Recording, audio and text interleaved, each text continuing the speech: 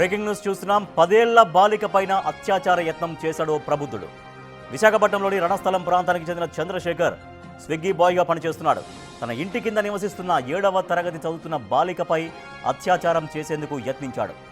చంద్రశేఖర్ చేతుల నుంచి తప్పించుకున్న బాలిక ఆ విషయాన్ని తల్లిదండ్రులకు చెప్పింది. దాంతో వారు 3 టౌన్ పోలీస్ స్టేషన్లో ఫిర్యాదు చేశారు. నిందితుడిని రిమాండ్కు తరలించారు.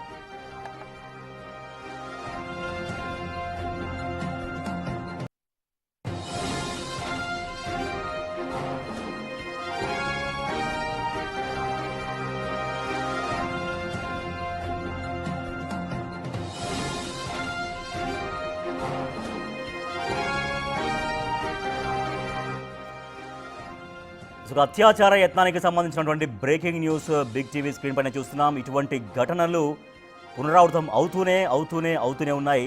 ఎన్నిసార్లు ఎంత చట్టాలు ఎంత కఠినంగా ఉన్నా, రిమాండ్కి తరలించినా, జైల్లోకి పెట్టినా, కేసులు పెట్టినా కూడా కొంతమంది ప్రబుద్ధులు తమ బుద్ధి మార్చుకోవడం లేదు. సో దానికి సంబంధించినటువంటి ఒక బ్రేకింగ్ న్యూసే మనం చూస్తున్నాం. విశాఖపట్నంలోని రణస్థలం ప్రాంతానికి చెందినటువంటి చంద్రశేఖర్ స్విగ్గీ బాయ్గా పనిచేస్తున్నాడు. తన ఇంటి కింద నివసిస్తున్నటువంటి 7వ తరగతి చదువుతున్న బాలిక పైన అత్యాచారం చేసేందుకు ప్రయత్నించాడు. సో ఎలాగోలాగా ఆ బాలిక చంద్రశేఖర్ చేతుల్లోంచి తప్పించుకొని బయటపడింది. సో చంద్రశేఖర్ ఈ రకంగా చేస్తున్నాడు, ఇట్లా వేధిస్తున్నాడు అంటూ తల్లిదండ్రులకి ఆ పాప తన గోడు వెళ్ళబోసుకోవడంతో తల్లిదండ్రులు పోలీస్ స్టేషన్లో కంప్లైంట్ చేశారు.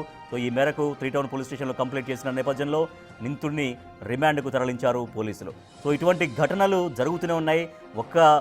ఇక్కడే కాదు, మొత్తం దేశవ్యాప్తంగా ఇటువంటి ఘటనలు జరుగుతూనే ఉన్నాయి. చిన్నారులను చిదిమేసేటువంటి ఒక కామాంధులు అనేవి అడుగడుగునా కనిపిస్తూనే ఉన్నారు. సో అదే మనం విశాఖపట్నం రణస్థలం ప్రాంతానికి చెందినటువంటి చంద్రశేఖర్ వాళ్ళ ఇంటి కింద నివసిస్తున్నటువంటి 7వ తరగతి బాలిక పైన అత్యాచార యత్నం చేసే ప్రయత్నించాడు. మా ప్రతినిధి రాజు మరింత సమాచారం అందిస్తారు.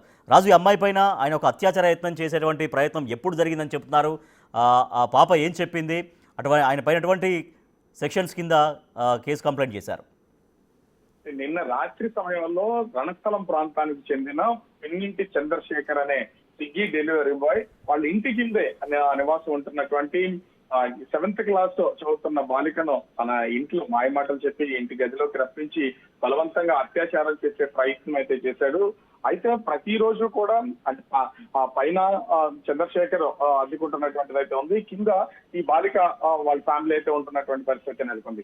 అయితే ఈ నేపథ్యంలోనే తరచూ పరిచయం ఉన్నటువంటి బాలిక కావడంతో ఇంటికి పిలిచి అత్యాచారం చేసే ప్రయత్నం అయితే చేశాడు. వెంటనే చంద్రశేఖర్ నుంచి విదిలించుకునే ఆ బాలిక ఆ ఇంటి నుంచి ఆ పై ఫ్లోర్ నుంచి కింద ఫ్లోర్ కి అయితే వచ్చి తల్లిదండ్రులకి ఈ విషయం అయితే చెప్పింది. వెంటనే తల్లిదండ్రులు 3 టౌన్ పోలీస్ స్టేషన్ లో ఫిర్యాదు అయితే చేసినటువంటి పరిస్థితి అయితే ఉంది. కేసు నమోదు చేసుకున్నటువంటి ఆ పోలీసులు పిన్నింటి చంద్రశేఖర్ గురించి ముందు అయితే విచారణ చేసినటువంటి పరిస్థితి అయితే ఉంది. అతను అంటే పరారీ అవుతున్నటువంటి సమయంలోనే చంద్రశేఖర్ ని పోలీసులు అరెస్ట్ చేసి ప్రస్తుతం అయితే రిమాండ్ కి పంపించినటువంటి పరిస్థితి కనిపిస్తుంది. అయితే ఇలాంటి డెలివరీ బాయ్స్ లో అనేక ఆరోపణలు అయితే వస్తున్నాయి. వాళ్ళు తీసుకునేటప్పుడు వాళ్ళ బ్యాక్గ్రౌండ్ చెక్ చేసి కూడా ఖచ్చితంగా డెలివరీ బాయ్స్ కి సంబంధించి ఆ మేనేజ్మెంట్ తీసుకోవాలనేది ఎప్పటి నుంచో ఉన్నటువంటి డిమాండ్. అయినా కూడా బ్యాక్గ్రౌండ్ చెక్ చేయకుండా ఆ ఉద్యోగాల్లో తీసుకుంటున్నటువంటి వాళ్ళు ఇలా ఒంటరిగా ఉన్నటువంటి వాళ్ళ మీద హత్యలు కూడా చేస్తున్నటువంటి ఘటనలు విశాఖపట్నంలో ఉన్నటువంటి పరిస్థితి ఉంది. అలాగే ఈ 7th క్లాస్ అవుతున్నటువంటి బాలిక మీద